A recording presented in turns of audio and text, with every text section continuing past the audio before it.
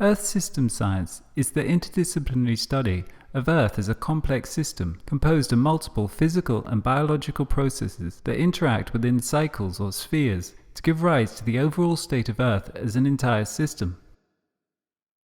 Of course, people have been studying Earth for a long time. Geologists study the formation of rocks, meteorologists are interested in the atmosphere, and so on. With all of these different domains supported by the deep understanding of our physical environment that physics has built up over the past few centuries. But it is only more recently that satellites have started to allow us to see Earth as an entirety, and human activity has begun to have a significant enough effect to alter Earth's systems, making it increasingly important for us to be able to model and manage them. From space, we can view the net result of Earth's complex interactions, and with high-tech sensors on land and in oceans, we're getting a clearer idea of its overall makeup. From this, researchers in different domains are discovering how their pieces of the puzzle are related to one another. Earth system science tries to develop models that give an integrated picture of how all these parts fit together. The first of these models is of Earth as a system in space, the inputs and outputs of energy or radiation from the Sun, with this energy being a primary factor in driving the dynamic processes within the system.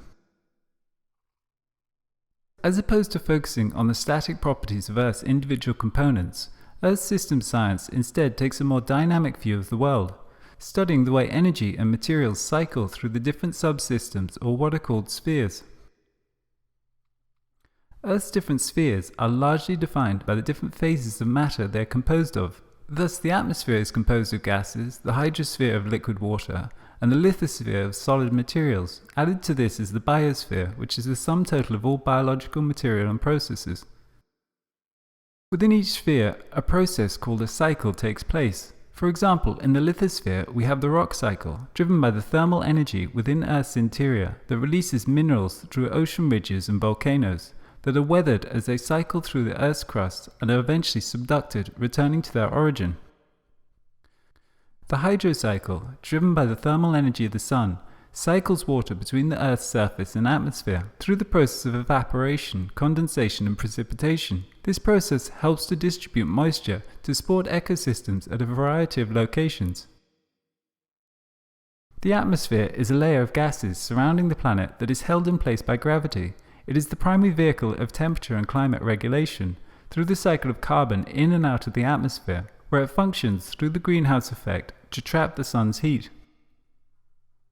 The biosphere is the relatively thin layer of Earth's surface that supports all biological activity. The biosphere is a system also characterized by the continuous cycle of material and energy in the form of the flow of solar energy and nutrient mineral cycles.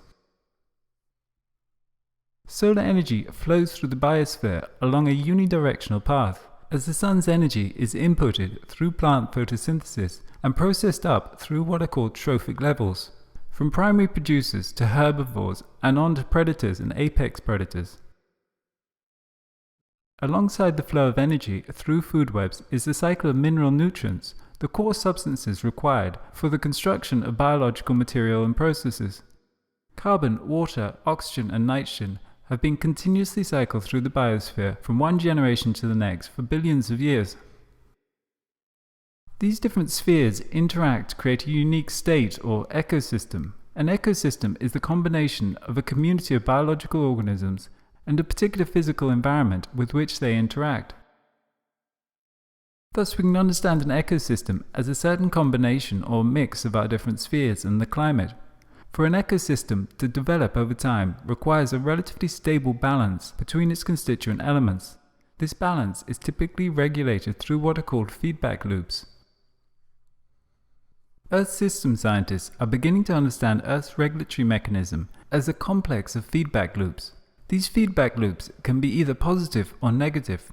Positive feedback loops typically have a destabilizing effect and can lead to very rapid change. Inversely, negative feedback loops typically have a stabilizing effect on Earth systems. Planet Earth is one of the true complex systems, with multiple diverse elements on multiple scales that are highly interconnected, interacting and adapting as they co-evolve over time. Developing the models and amassing the data to get a coherent picture of the functioning of Earth systems is one of the core challenges to contemporary science.